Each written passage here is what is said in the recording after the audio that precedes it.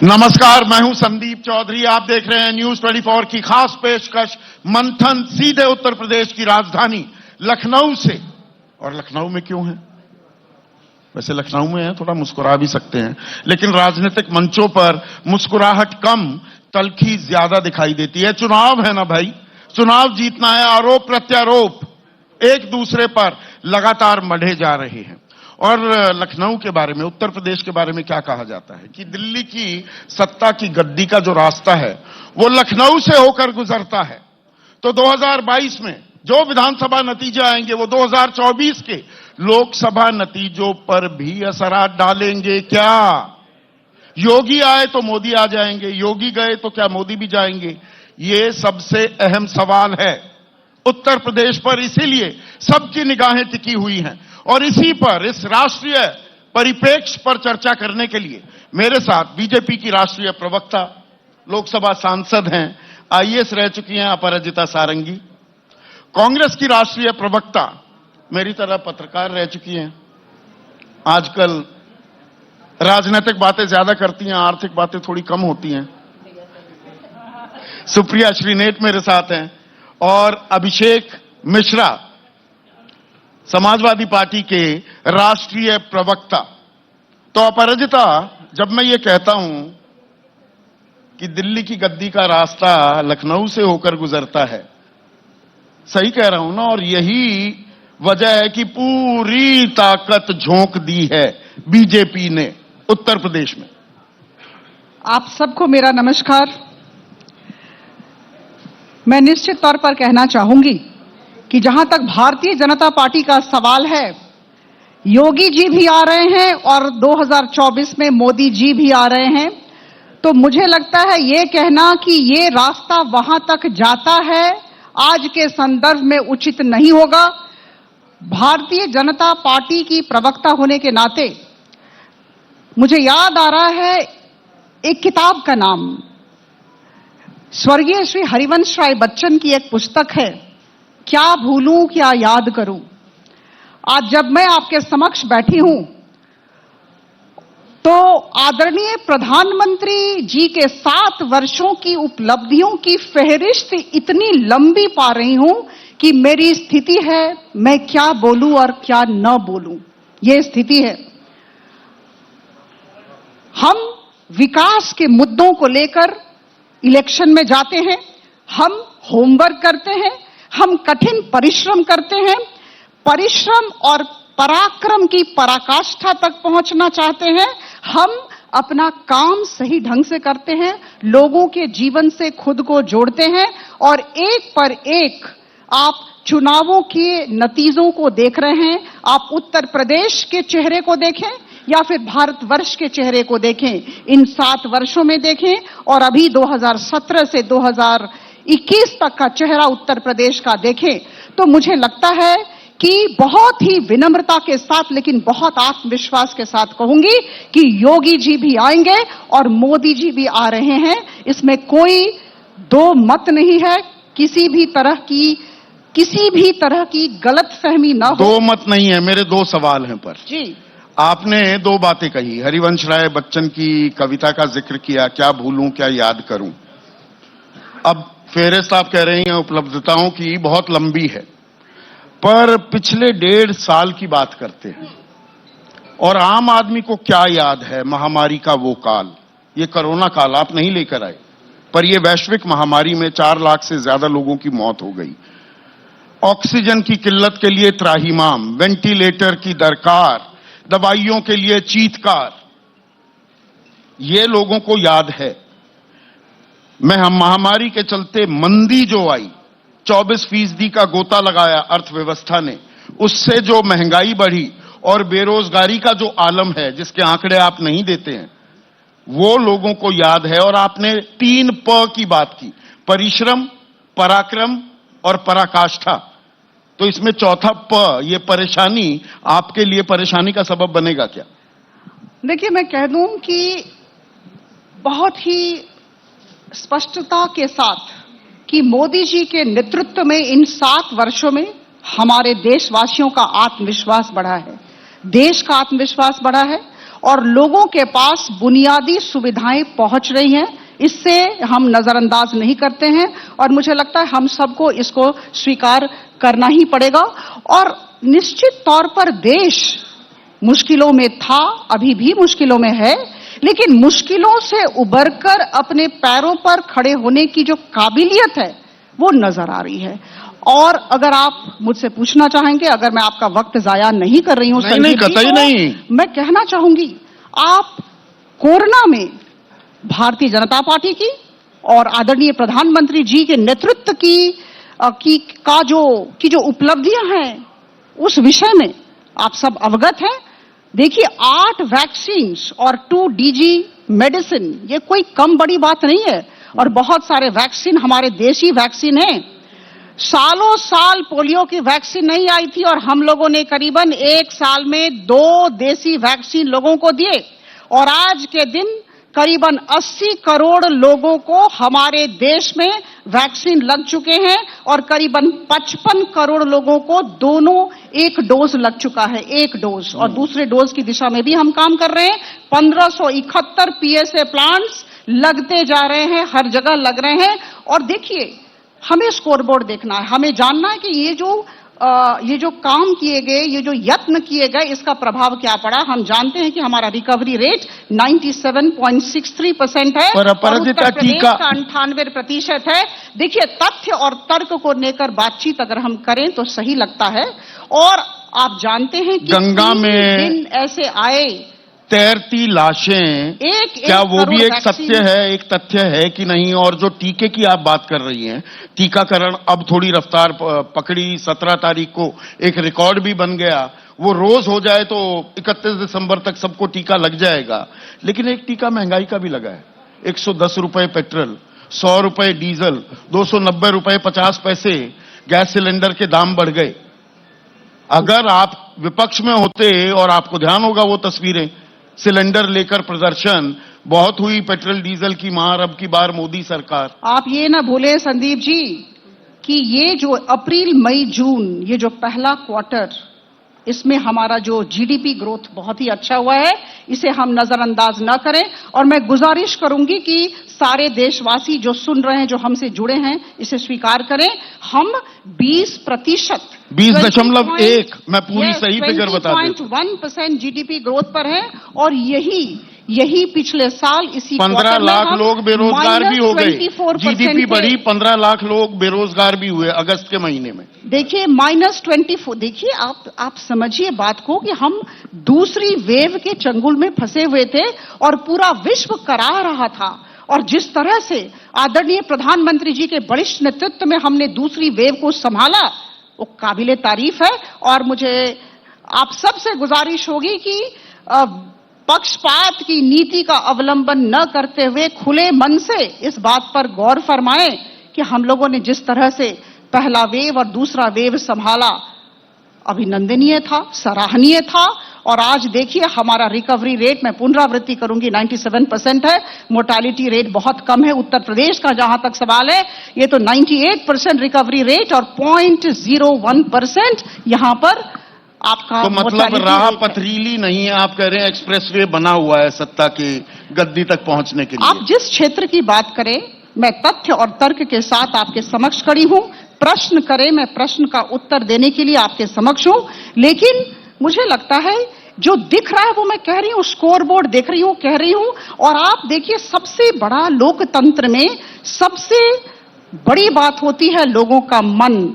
अगर score board में Bharatiya Janata party को सबसे ज्यादा मत मिल रहे हैं तो इसका अर्थ है कि लोगों का आशीर्वाद हमारे साथ है। बिल्कुल ठीक कह रही हैं, पर ये हमारे परिपक्व हैं, ऐसे ही आशीर्वाद नहीं देंगे। अपराजिता, जो ये आप बात कह रही हैं ना, ये लोकसभा के लिए लागू होती है। 2017 के विधानसभा चुनाव उत्तर प्रदेश के छोड़ दें, उसके बाद जितने विधानसभा चुनाव हुए हैं, हरियाणा में 75 पार 40 सीटें आती हैं, झारखंड में 65 पार 25 सीटें आती हैं, 200 पार पश्चिम बंगाल में 75 सीटें आती हैं।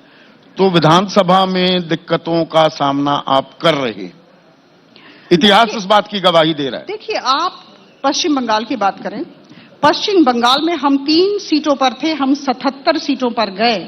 और पश्चिम बंगाल हमारा घर नहीं था, हमने काम शुरू किया और वहां पर हम सफल हुए, बहुत मात्रा में सफल हुए। मैं कभी नहीं कहूंगी सरकार नहीं बनी, एक बात है, लेकिन हमारा परफॉर्मेंस, हमारी उपलब्धि काबिले तारीफ है। एक दूसरा मैं कह दूं कि पश्चिम बंगाल के बाद भी जितने भी लोकल बॉडी पोल्स हुए, आप गुजरात का नाम ले, आप कर्नाटका का नाम ले, आप गोवा का नाम ले, हर जगह हमारे सर पर विक्ट्री का, विजय का उत्तराखंड सेहरा में बंधा 4 है, महीने और इसे में मानना पड़ेगा। 4 महीने में 3 मुख्यमंत्री, कर्नाटक में मुख्यमंत्री बदला जाता है, विजय रूपानी 14 महीने पहले मुझे बदले लगता जाते है, हैं। मुख्यमंत्रियों के बदलने का जहां तक सवाल है, इसे सराहना चाहिए। हम कार्यकर्ता आधारित दल हैं, हम सारे कार्यकर्ताओं की भावनाओं को सम्मान करते हैं और सारे कार्यकर्ता आगे कैसे आए इस दिशा में हम काम करते हैं। और अगर एक मुख्यमंत्री 5 साल रह चुके, मैं गुजरात की बात कर रही हूं, रूपानी साहब की बात कर रही हूं, तो मुझे लगता है कि उन्हें दूसरों के लिए जगह छोड़नी चाहिए। तो योगी साहब को भी छोड़नी चाहिए जगह। देखिए, जहां तक योगी साहब का सवाल है, नहीं मैं कह दूं, अब की बार 315 पार और योगी जी के नाम पर इलेक्शन होने वाला है, आप सबको ज्ञात है। और निश्चित तौर पर हम विकास को लेकर इलेक्शन तक जा रहे हैं और विकास की विजय होगी। सबका साथ, सबका विश्वास, सबका विकास और सबका प्रयास, हम सबको लेकर चलेंगे और 315 पार इस बार करके दिखाएंगे। 265 सीट का इजाफा मिला, ठीक आप सब है। जानते हैं, पिछली बार हम 47 पर थे, इस बार 312 और इस बार देखिएगा 315 के पार। और ये सब योगी जी के पराक्रम, योगी जी के परिश्रम, योगी जी के की कार्य प्रणाली और योगी जी ने जिस तरह से हर एक क्षेत्र में सबको लेकर चलने का प्रयास किया, उसका ही फल हम सबको मिलने वाला है। आपको मिलेगा। आप कहां हैं इस लड़ाई में सुप्रिया? सबसे वो पहले तो दिल्ली की गद्दी की बात, मतलब लखनऊ से तो रास्ता होता ही नहीं है। लखनऊ है आपके रडार पर? मैं इसका जवाब दूंगी, लेकिन सबसे पहले अपराजिता जी उड़ीसा से आई हैं और हमारे यहाँ कहा जाता है लखनऊ में मुस्कुराइए कि आप लखनऊ में हैं। हाँ। तो मैं कुछ बातें जरूर बोलना चाहती हूं, क्योंकि मैंने सुना विकास की बात हो रही है, हम कैसे 20% पे बढ़े उसकी बात हो रही है, क्योंकि थोड़ा बहुत आंकड़ों को समझती हूं। सिंपल तौर से बता दिया जाए, हम 24 फीट जमीन के अंदर नीचे गिर गए थे, 20 फीट उठे हैं, लेकिन साहब सर अभी भी जमीन के नीचे ही है। ये सिंपल सी बात है जो भाजपा नहीं बोलती है। बोलने वाली बात ये है, अगस्त में 15 लाख नौकरियां नष्ट हुई, जुलाई में 32 लाख हुई, अप्रैल और मई में 2 करोड़ 27 लाख नौकरियां नष्ट हुई, लेकिन विकास हो रहा है। विकास हम दो और हमारे दो का हो रहा है, बाकी मैं नाम किसी का नहीं लूंगी। आपने किसानों की बात नहीं करी उत्तर प्रदेश में, मेरा गृह प्रदेश है, और उत्तर प्रदेश एक ऐसा अकेला प्रदेश था किसान आंदोलन के दौरान जहां पर no less than the level of DIG को नोड्यूल ऑफिसर बनाया गया था, यह देखने के लिए कि किस गांव में कौन किसान इस किसान आंदोलन में जा सकता है। उत्तर प्रदेश एक ऐसा अकेला प्रदेश था जहां के माननीय मुख्यमंत्री जी कोरोना काल के दौरान डॉक्टरों से कहते थे ऑक्सीजन की बात करी तो संपत्ति जब्त कर लूंगा, एनएसए लगा दूंगा। उत्तर प्रदेश अकेला ऐसा प्रदेश है जहां पर अगर बेरोजगार सड़क पर उतर के अपने हक की बात करता है तो माननीय मुख्यमंत्री जी ट्विटर पर लिखते हैं ज्यादा आफत मचाई तो संपत्ति जब्त हो जाएगी। उत्तर प्रदेश ऐसा अकेला प्रदेश है, 9 लाख बच्चे कुपोषण से पीड़ित है पूरे देश में, 4 लाख उत्तर प्रदेश से हैं। उत्तर प्रदेश की हम क्या बात कर रहे हैं? उत्तर प्रदेश के कौन से विकास की हम मॉडल की बात कर रहे हैं? उत्तर प्रदेश में एक ऐसा अकेला प्रदेश, देश में ही नहीं दुनिया में ऐसा अकेला प्रदेश है जहां पर तैरती हुई लाशें देखी गई, लेकिन कर्नाटक तक बड़े बड़े होर्डिंग लगे नंबर 1 होने का। नंबर 1 होने का मैं आपको छोटा सा बता देती हूं रीजन क्या है। उत्तर प्रदेश में double vaccination, Bharatiya Janata party की दिक्कत यह है कि आंकड़ों के साथ खिलवाड़ करते हैं।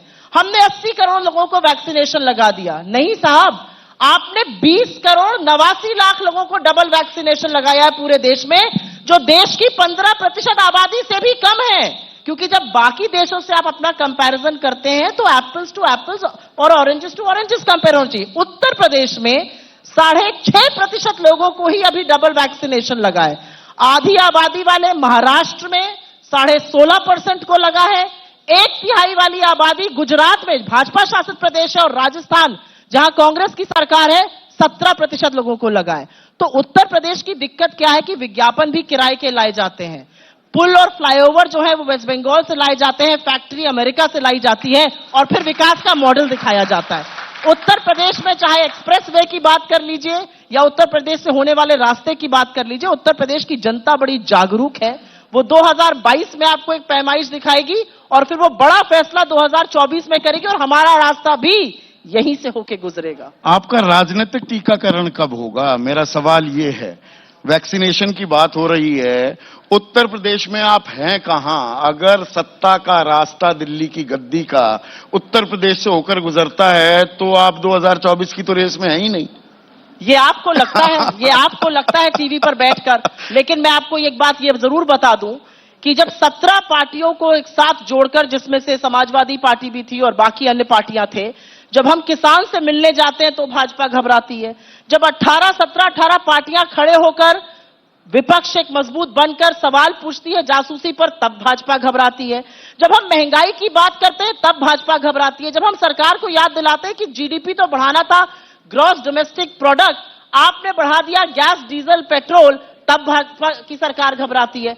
तो विपक्ष को फूफू कर देना और यह सोच लेना कि हम कहीं है नहीं, ये ठीक है, दिल को बहलाने का गालिब ख्याल अच्छा और भाजपा ऐसे ख्याल पालती रहे, लेकिन आपको दिखेगा कि कांग्रेस एक मजबूत विपक्ष बनकर खड़ी हुई है उत्तर प्रदेश में और बाकी देश में। उत्तर प्रदेश में आपका चेहरा कौन है? अभी आप परमानेंट अध्यक्ष तो चुन नहीं पाए, वो अलग बात है।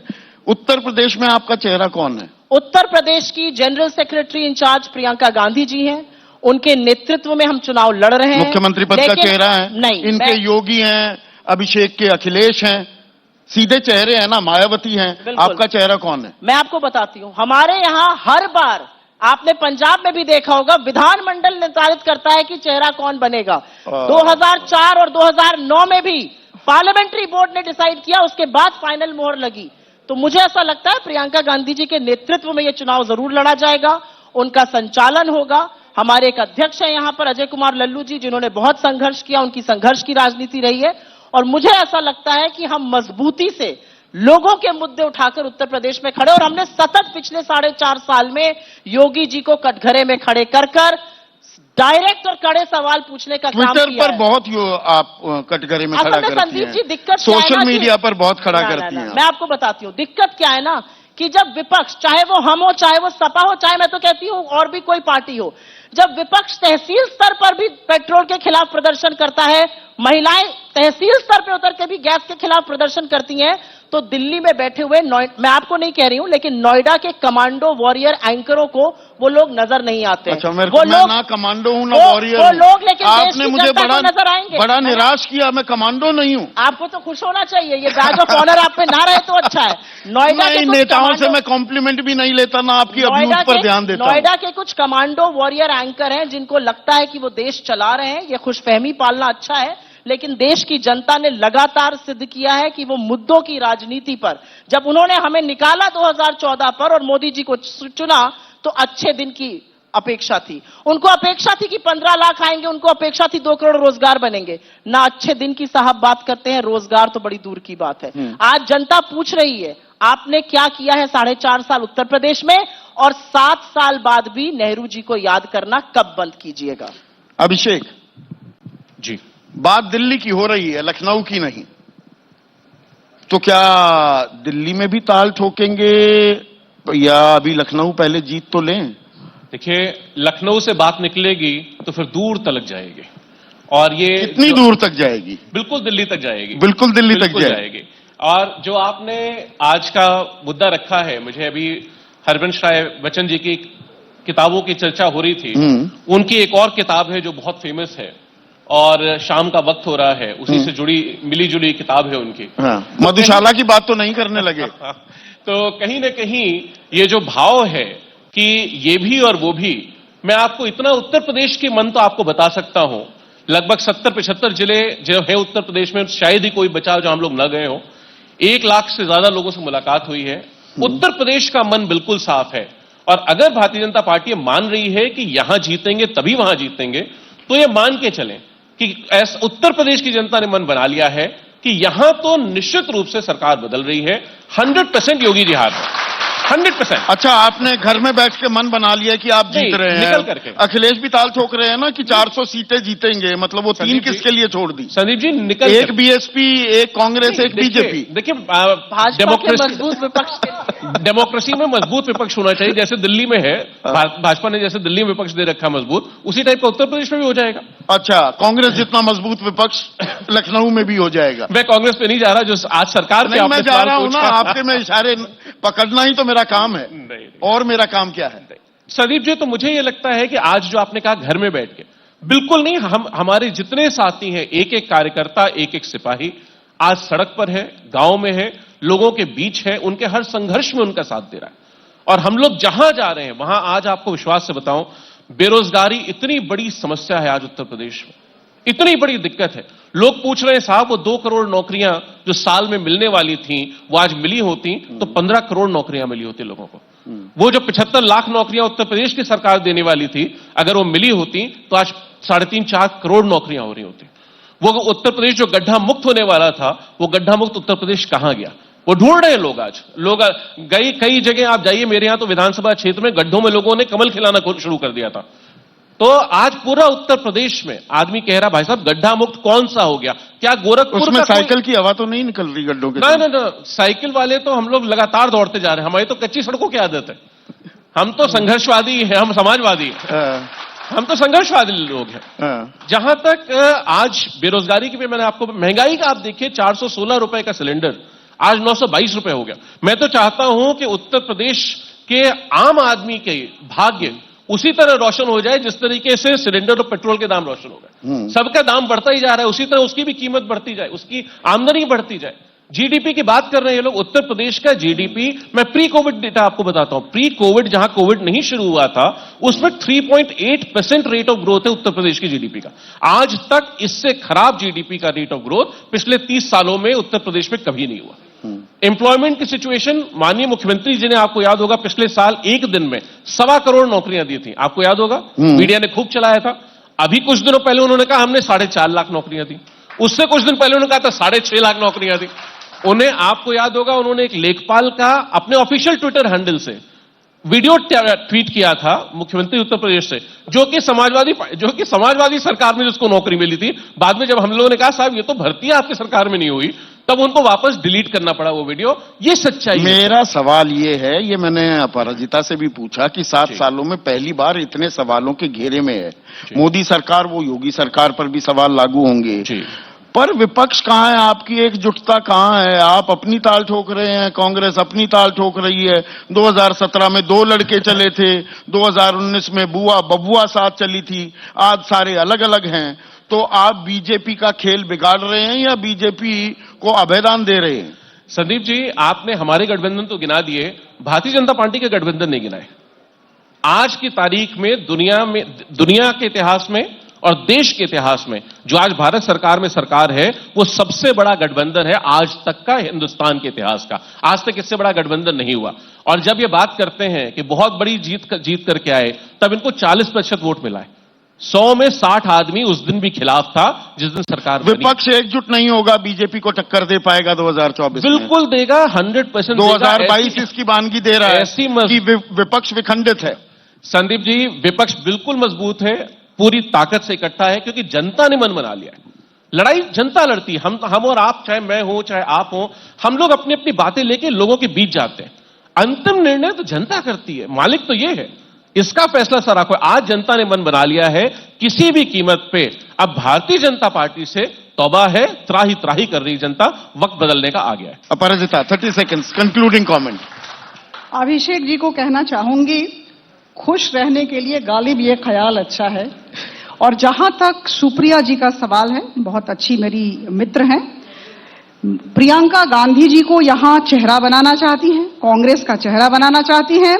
आपको याद होगा कि जब पिछली बार प्रियंका जी यहां आई थी पिछले इलेक्शन में, तो इनके भाई साहब वायनाड चले गए, अमेठी छोड़कर वायनाड चले गए। और ऐसा ना हो कि इस बार आए तो रायबरेली भी हाथ से निकल जाए, ये याद रखना होगा। सुप्रिया, कांग्रेस से याद करें। और दूसरी बात मैं कह दूं, जहां तक काम का सवाल है, बदलाव का सवाल है तो मैं कह दूं कि 2017 से अभी तक जितना काम हुआ है कहने की जरूरत नहीं है। यह हर जगह काम दिख रहा है। आप किस दृष्टि से इसे देखना चाहते हैं इस पर डिपेंड करता है, इस पर निर्भर नजरिए करता का सवाल है। आप ठीक है, निवेश में सुप्रिया, देखें, आप 30 खेतों सेकंड। में देखें, आप सड़कों पर देखें। जी, मुझे ऐसा लगता है कि वायनाड इसी देश का हिस्सा है। भाजपा को अंततोगत्वा ये समझ लेना चाहिए। मैं छोटी सी बात, आप 30 सेकंड दे रहे, मैं 10 सेकंड में खत्म करती हूं। अगर 4.5 पौने 5 साल काम किया होता ना तो योगी जी को पिता के संबोधन को गाली नहीं बनाना पड़ता उत्तर प्रदेश में। बाकी जनता सब जानती है। अभिषेक, आपने कहा जो काम हुआ है वो दिख रहा है, बिल्कुल उत्तर प्रदेश को दिखाई पड़ रहा है। वो एक्सप्रेसवे जो समाजवादी पार्टी जिसका अलाइनमेंट करके आई थी, जिसको जमीन लेकर के आई थी, कंपनसेशन दे के आई थी और एक उदाहरण सेट करके आई थी कि 23 महीने के अंदर अंदर जमीन अक्वायर करके उसका कंपनसेशन देके सड़क बना करके उस पे देश की रक्षा के लिए हवाई जहाज तक कैसे उतारना है एयरफोर्स का, उसका 23 महीने में उदाहरण देके आए थे। आज 5 साल में यह सरकार उसका मुकाबला नहीं कर पाई। मेट्रो का एक नया खंबा नहीं लगा पाई, एक नया खंबा, नॉट इवन वन। तो कोई इन्वेस्टमेंट, जितनी इन्वेस्टमेंट समिट्स हुई उसमें एक भी इन्वेस्टमेंट नहीं आए। एक तो यहां पर तीनों पार्टियां अपनी अपनी ताल ठोक रही हैं। निगाहें 2024 पर भी हैं। ये 2022 बहुत अहम होने वाला है, लेकिन आखिरी फैसला तो जनता जनार्दन पर है, आप लोगों पर है। आप तीनों का बहुत बहुत शुक्रिया। एक छोटा सा ब्रेक, मंच पर एक और खास मेहमान आने वाले हैं, तो बने रहिए। नमस्कार।